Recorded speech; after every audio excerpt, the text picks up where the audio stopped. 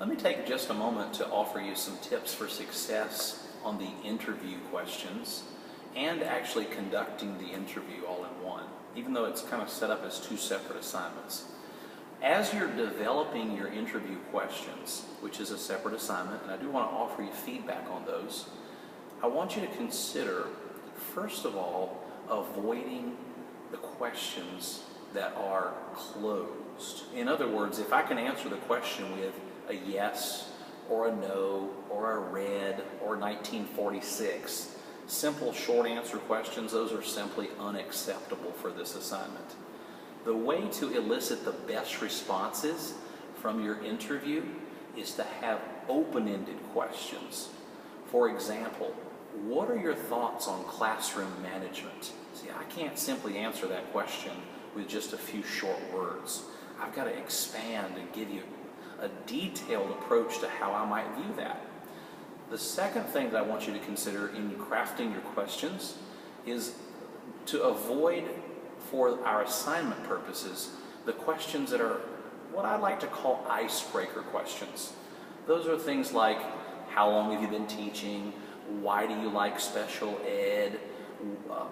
Why did you go into elementary school? Who makes the decisions in your building? If it's really particular to that person and it's not going to offer you a benefit, then simply do not use that question. You want to focus your questions primarily on things like classroom management, classroom discipline, classroom instruction, dealing with parents, those kinds of topics, curriculum selection, instructional methods, assessment. All those topics are very appropriate for this particular interview. Keeping in mind that the purpose is for you to gather frontline intelligence. You do not want to choose someone within your own family. In fact, it's inappropriate for this assignment. You do not want to do an email interview. That would not be appropriate for this assignment. What I'd like for you to find, in as best as you're able, is someone in a K-12 practicing situation.